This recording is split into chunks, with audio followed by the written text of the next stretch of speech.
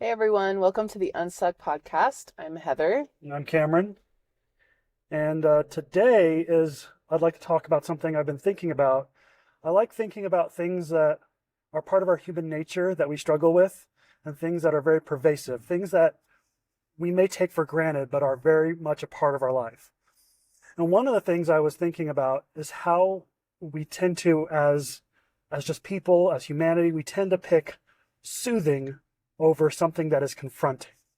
And what I mean by that is, and I think you can understand a little bit about what I mean by soothing, is we tend to pick. So, for instance, if you know you have to go and work out in the morning, it's much more enticing to say, well, I think I just really need sleep, which is soothing, right? Even though you know Or my working out, my body just needs some my body rest. just My needs some muscles rest, need some. but it's more confronting to pick working out. And so I want to talk more about that. This happens in so many different ways. So I'd like to talk about different ways that it happens and why it's important to have a focus on picking something that's confronting and how you can do that in a way that's more natural. And I actually have some ideas on that. So Heather, do you have any questions, Heather? Like what are your ideas on that? On picking soothing Yeah, over like how do you see confrontation. soothing over confronting in your life? And I don't mean confrontation as much as you're trying to create contention in your life, but confronting as in you're choosing something. Facing Yeah, facing the hard things. correct. Yeah. Confronting as in you're choosing something more difficult. Yeah. I think we all do it. I think we sometimes, well, most of the time I think we do it unconsciously. Yeah, It's soothing, you know, it really is just there's not like one prescription or one thing or several things that you can do to soothe or self-soothe. It can be any action ultimately. And I even think it can be healthy actions, but yeah, done the wrong way, like for the wrong purpose. right. No, and let me be clear. I'm not saying I think soothing is always bad, and I don't think confronting is always good. I think that there is a balance to it. Yeah. Well, when would confronting not be good? That's my question. Um, so, and I wanted to get to this. Um, I think it's really important when you're talking about the difference between soothing and confronting, the way we can help balance it is by having a goal or something that you're trying to do.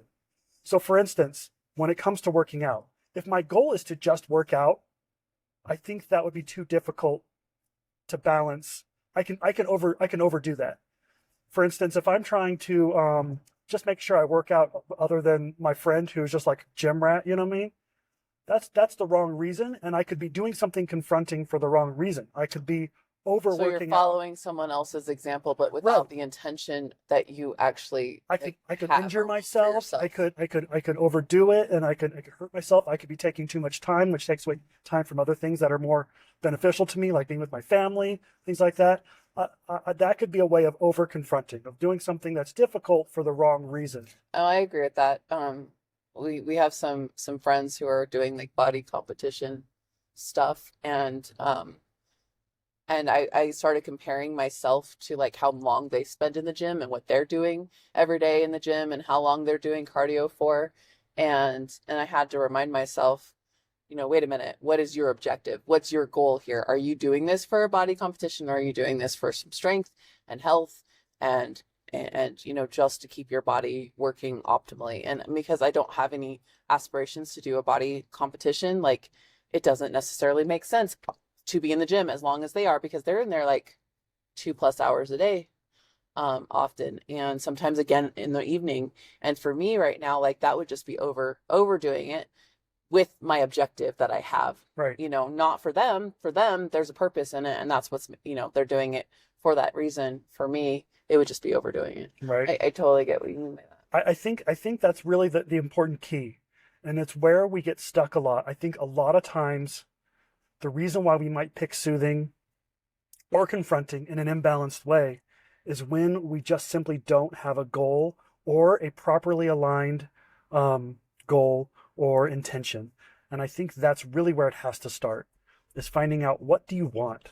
And this is another goal thing, another important thing that I think we might even do a whole podcast on it. But I just want to talk about this today, is that when you don't have something that you want, if you're not moving towards it, you'll find that you actually unconsciously are moving towards things you want anyways, You just haven't put an intention to it in a way that's deliberate. And uh, I remember listening to the 10x is better than 2x book, a very good book. It's all about in life, a lot of times we think just working doubly hard will get us double the work, which is great. But they're talking about how there is a way to do um, not 2x for 2x output, but to get harder work with 10x output to exponentially grow in different ways. And so it's a really cool book for that. But one of the things he talked about is he talked about actually learning how to be good at wanting. And I thought that was a really interesting thing because a lot of times we shame ourselves with that. Wanting is just for vanity, wanting is for base things. And one of the things he said, kind If of in it's an off, not a need, yeah, it's if it's you not a know, need, you're it's just just something being wrong. gluttonous. You're And being he made a point saying, and I thought this was really cool. He kind of said it as an offhanded comment.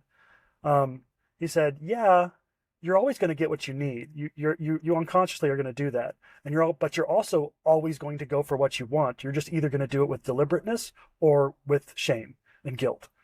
And that was really interesting because I think that's true. So I think defining things that you want and the thing and is a good way to do it. Now, it doesn't mean things that you want are always beneficial for you. If I say I want some sort of exotic sports car, and I'm just not going to stop until I do it, and I don't care if I put us in extreme debt.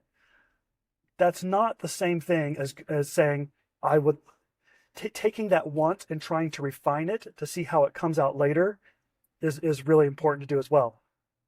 But I think to do that, but once you've defined a want that you want and start moving towards it in a way that's more refined, it requires consistently doing a balanced, confronting type of behavior. So, for instance, I want a healthier body. I'm working out. I'm doing things that, but the interesting thing was I hadn't really gotten serious with the eating until recently, and you're that was more still confronting for me. I was more used to you're still doing little not quite snacking. there, but we're I'm working getting on a lot closer. I'm doing pretty good actually. it. It's just low refining. Right. It's just I'm just doing some refining right now. But it took confronting, recognizing that the little handful of corn chips that I was taking really was adding up if you do that several times a day. Uh, it, Oh yeah, he had a revelation last night. He's like, Heather, do you know how many calories are in these corn chips? it's like 9 chips, it's like 140 calories. Like holy cow. I'm like, I eat 50 yeah. at a time. Who sits down and eats 9 corn And I'm chips like, is well, what it's I want gluten to free. It can't be that bad. But you'll think how it's fried. It's fried corn. But anyways, like things like that. But once I had the understanding, and then I can put a deliberate and specific goal and idea behind it. My choices and my confronting become better, and I think that's really important to do. Yeah. Is to look at that. Well, and when you don't set specific intentions or goals or know exactly what you want, it gets like sometimes overwhelming. Because I know for me, like working out was something we've been doing now, like, well, throughout my life, I've done it consistently. Yes. Um, there have been periods where I didn't and my health suffered for it. But like we had been doing really routine workouts every day. Um, but I wasn't like seeing the results that I wanted from it because I hadn't yet set my specific intentions with my diet. Like, and it wasn't that I was like doing terrible things. It was that I wasn't fine tuning it. I wasn't knowing exactly what I wanted. And I didn't have a plan. And so whenever it came time to like, I got really hungry and I didn't have a plan, like it would be so easy to do things that were just convenient or weren't going to help me with my goals. Yeah. And so since I actually finally um I paid for a diet plan for that to hit my levels of nutrients and macros and all of those things that I needed to hit every day to support my body because I'm trying to put on more muscle. Um and now like finally when I got in like with intent and purpose, I'm seeing the results and my body's doing what I want it to do. And it was all came from like knowing what I wanted. And if I left anything ambiguous, then I would ultimately self-soothe and fail. So like and I think that's what happens like when you're feeling overwhelmed, when you're feeling like you don't know what to do, and you're feeling um just the pressures of whatever, it's so easy to get off course from what you want unless you have a plan. And I've noticed like when I have a specific thing I'm like, this morning we're walking out the door and Cameron's like, "Do you want a protein shake?" And I'm like, "Nope, not on my plan." And I had already packed my food. Like I know what my plan is today. I know everything I'm eating today. I actually have it with me in a bag. That's And actually a really good thing to talk about next. Um, so I do want to get into two things. A, you explain something that's a little more subtle and soothing. Soothing in eating something you would rather have, or not something when you're not being deliberate. It was easy to soothe yourself with like a snack or something quick because hey, you got to eat, right? So A, I think there's a lot of subtle ways of soothing that I want to talk about. But B, you talked about one of the best ways to do more deliberate confronting actions, and that was through planning and and preparation. yeah. And talk a little about preparation and how that helps you.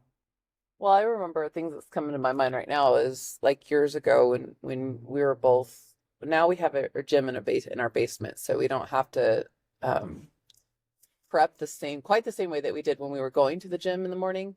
But like Cameron would always pack his gym bag and put his stuff, like his keys, wallet, like all the things that he knew he would need, like ready to go in the morning, so that there was nothing that would stop him from getting out the door in time to get there.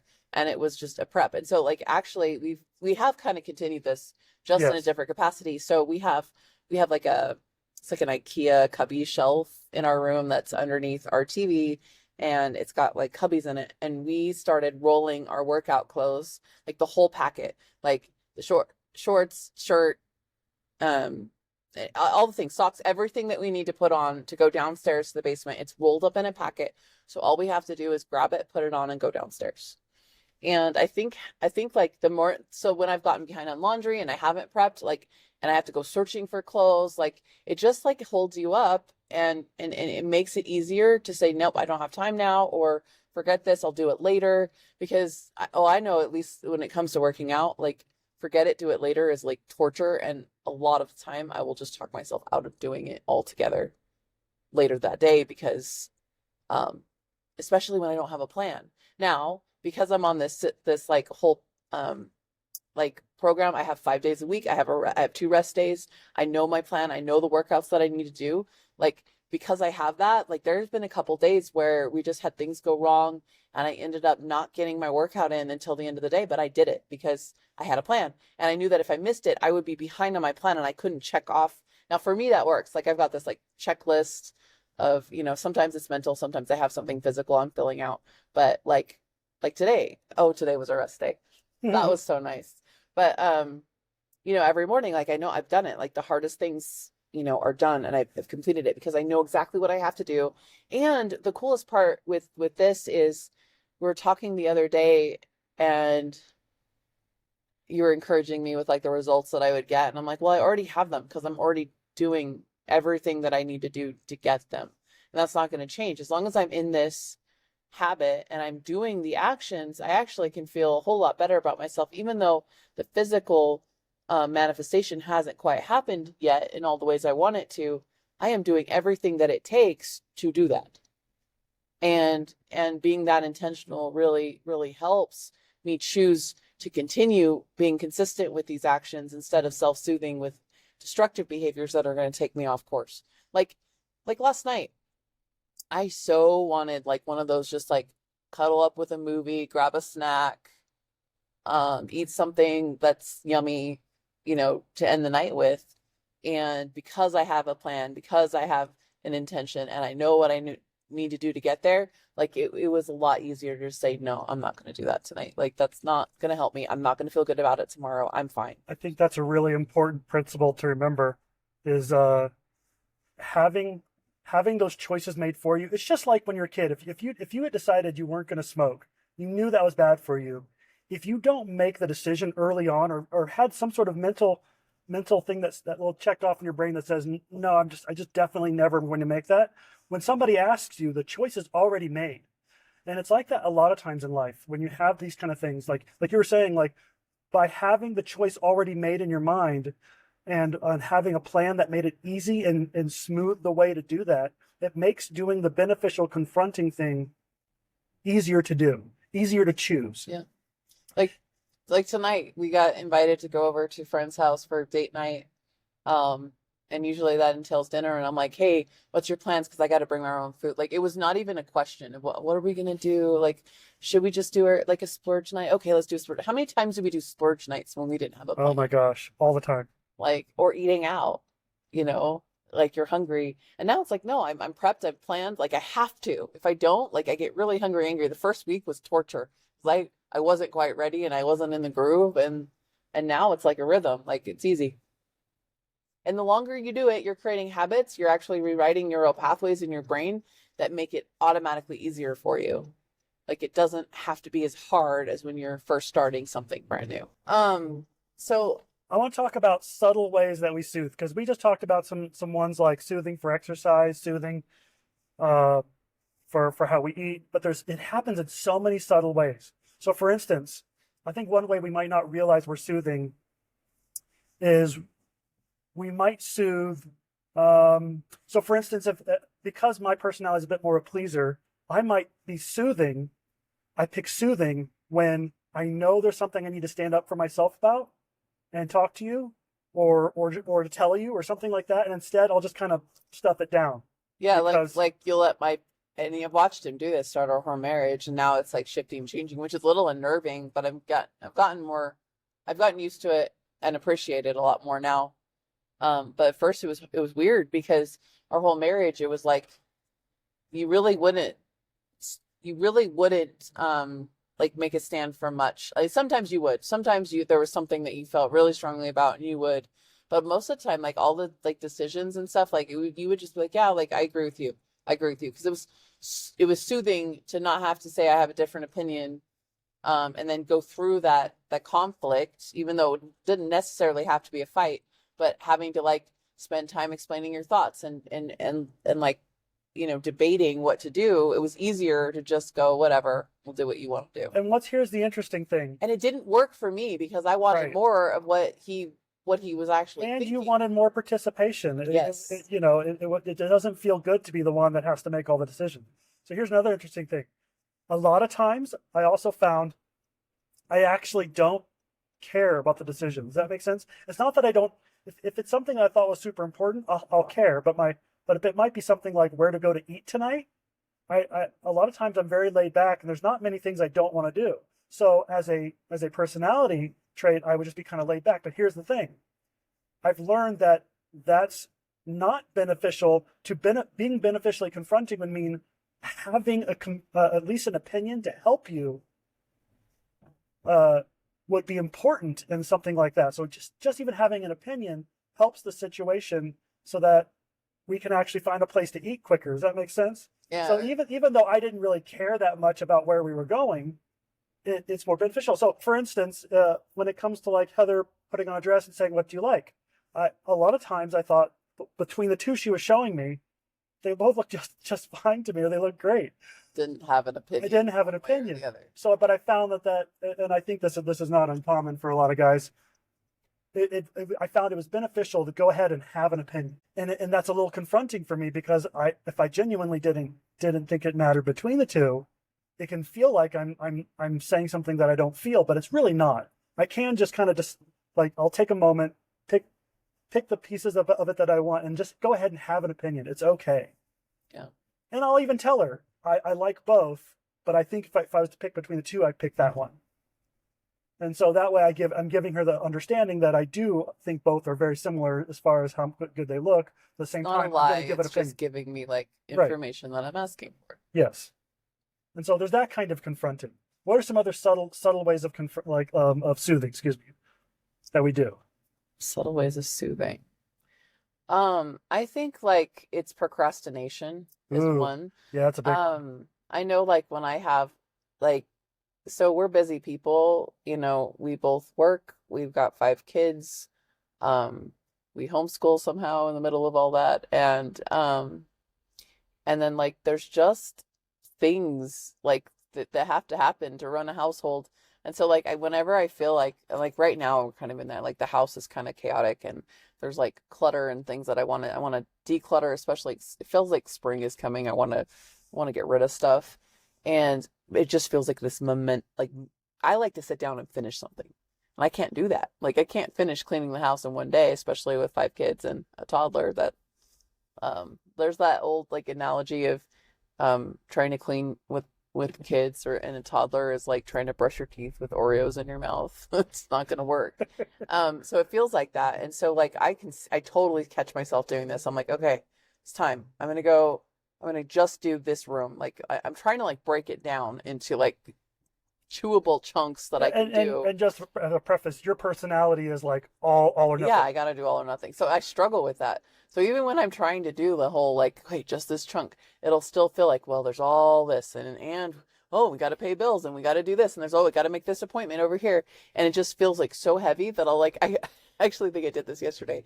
I just went and like kind of leaned on the bed and I started scrolling on social media because I was soothing because it felt too big to confront. I can't get done what I want to get done. And so this feels easier. But the problem is, like, after it's over, like, whether it's binge watching your favorite show I mean, this is just it. Some people might just say, I'm going to go to the gym, right? If you're a gym rat, like, you might be totally just going to the gym instead of confronting important things in your life that need to get done. Which is an over confronting in a different way. Exactly. To not confront in the way So that was more refined. Yeah. when you're avoiding what it is that you know needs to happen and you're procrastinating it, like that is self-soothing. Whatever you're doing instead of the thing that you know needs to get done, that is self-soothing. But also I think it can be information for us. Like if we find ourselves like really feeling overwhelmed where we're constantly going back to those things, like you need self-care. And how are you thinking about the downtime that you do have? Are you actually like giving yourself permission to have rest and have a break, or are you beating yourself up all the time because It's a careful balance. because you're taking it? And really, like if you think about it, if you're not taking care of yourself, you really limit your ability to do things for other people or to get the things done that you want to get done. Like taking care of yourself is important and there's nothing guilty about it. It's just when you're doing it at inappropriate times or when you're doing it like to avoid the thing that has to get done or needs to get done, then it becomes problematic. Yeah. I think that's the perfect time then to get to. So there's those other subtle ways, like, I think you can argue as a way to soothe instead of trying to confront the fact that you might need to have a change or help somebody else change in a way that is more beneficial. That's one way of soothing. But what I really want to get to before we need to wrap up is for me the big question is, okay, well then what do I do? How do I know that I'm soothing in the right way? How do I know that I'm confronting in the right way? And it all comes back to what we talked about in the beginning. You really do need to spend some time. You may feel too busy. You simply are not. You must find time to sit down and make some goals and to start understanding what do you want. Because once you outline that, there's lots of people call it different things. There's goal setting, there's making vision boards, there's self-authoring where you sit down and you kind of plan out what things look like for you in 5 years, 10 years, 15 years, that kind of thing. It goes in all different ways. Well, and when you don't know how, like find a mentor Yes, because mentors in general are wonderful. and we're not saying like you have to pay for a mentor. Sometimes you might, like I did for my meals because I kept like stressing over it and I couldn't figure out what was supposed to work, especially because what was working when I was younger isn't working the same way as it works now. And so like finally I just said, you know what? Like I'm paying for this and I have a specific meal plan and I have a coach that's telling me what to eat and when to eat it and how to eat it and all those things. Yeah. And like it took the guesswork out and I could just move into action because so much of the time I think we get like lost because we don't know how to do it because we've never done it before. It's new territory. Find somebody that has. And if you have to pay for it, like think about all the time you're wasting. Like I wish I'd done this months ago. How Yeah. much further along would I have been? And I would have paid the same amount of money, and it I think just that don't waste your time. that is a great point. Once you've defined what you want, that is super good idea to find some sort of mentoring. Now, when I mean mentoring, it doesn't mean somebody who's a person like Heather was even saying. She bought a food plan that is her mentor for helping her eat Because I better. didn't need an exercise. I didn't need a coach to help me exercise. I already have a plan that's working. I just need to support my body. Like I don't need an in-person thing. I paid for it online. So Like it was not that expensive. There's so many people so my suggestion that can help you. is to find your mentor through finding something or someone who has the results that you want. Be a And book. it could be a book, it could be a person you see online, it could be a person you know personally. And also understand that someone who's your mentor in a specific thing doesn't have to be your mentor in all things. So my suggestion is, if you know somebody who's very good at exercise, that's your mentor for exercise. Oh, that's so true. But you might also notice they might not be so great with their home life and might not be the best husband slash wife or whatever type of companion. I remember you like lamenting over this. Like you would look at Yeah, people, like you'd read books or look at people and you're like, oh, they're successful, but I just, they all have horrible family lives and like I don't want to lose that and to get the success that I want. And I'm like, you are like overthinking this. I agree. You don't have to take everything. People are flawed. We Yes. are flawed. Like we're always working on something, but like to find the area that they're excelling at and you want similar results and what are they doing to get the results in that area, and then find mentors for that. Like if you don't want to be at cost for your family life, then make that a priority. Find a mentor that like what are the things you need to do to have a strong marriage and a great relationship with your kids. Figure that out. You create your own template, your own blueprint for success. Yep. It doesn't have to be somebody else's. Totally agree. And uh that's exactly what it is. You find somebody and be okay with that and be okay with. So I've too often I've seen people who try to be like the person in entirety, and it's just I think it's a bad plan. I think because not all of their goals are going to be all of your goals. Could it happen that somebody has your complete set of goals in mind? Sure, but usually not. Okay, so let's quickly summarize and wrap up. Soothing is something we do very naturally. You're doing it already. I guarantee you, if for people who are looking into this and listening to this right now, you can immediately, if I say, how are you soothing? Take a quick thought, and the first couple thoughts that come to your mind How are you avoiding the things are that you need ways. to do? Mm-hmm. What are you putting off because you don't know how? And what is it that you're doing? And check in. Are you actually giving yourself guilt-free downtime to recuperate and to refill your cup so that you have more to give? Are you doing those things? And I guarantee you're not doing them that well. Yeah. And I do think the very, very first thing you should be doing is find out what you want. Refine what you want. This doesn't mean I get good at wanting things that are bigger and more expensive and things like that. I mean, that might happen, but I'm just saying being good at what you want means refining it, means finding out where you want to go in your direction in life, and then refining it in a way that you're doing something very beneficial for yourself and others, and you'll find that you'll be much more fulfilled. And I also think finding a mentor to help you along the way is crucial. And when you talk about knowing what you want, just do this little experiment real fast. After I ask this question, I want you to pause the video and just like think three things, find three things. And ask the question, what do you want? Now pause it, think of three things, and then come back. All right. Hopefully you've done this. Hopefully you've played along. If any one of those three things that you thought of that you want was I don't want this, then you don't know what you want. It was a really eye-opening to me once. I was in a seminar and someone was pulled up on stage and the facilitator asked like, what do you want? And she started listing off like, well, I don't want to be struggling with money anymore. And I don't want to be, I don't remember what it was, but it was, I don't. And when I work with people, when I coach, and I find like when we're working on new beliefs for ourselves, and for the person and they're working on new beliefs, if it's ever I don't want this, okay, that's great. Well, what do you want? And you got to put it in the positive. You got to put it in towards of like, know what it is you want, not what you don't want. Because if you only know what you don't want, you'll just get more of that. The brain doesn't understand how to pay attention to that you don't want this and you want the opposite of it. It's just going to hear the words that you don't want, and you're going to find more of it. It's the brain doesn't understand those things. So when you put it into a framework of what you want and knowing what that looks like, not what you don't, and that'll help a lot on your progress forward. And like we said, soothing is not wrong. Soothing for no reason will all of us have experienced that, and it puts you in places that you don't want. Thanks for listening today, guys. Have a great day, everybody. And don't forget to like and subscribe and share with your friends. The whole purpose of this podcast is to help couples come together and unite in epic intimacy and radical honesty and to forge strong relationships through this crazy life that we all have to live. And doing it together is just so much easier and more pleasant. So share with your friends, and thanks for tuning in. We'll see you next time. Bye.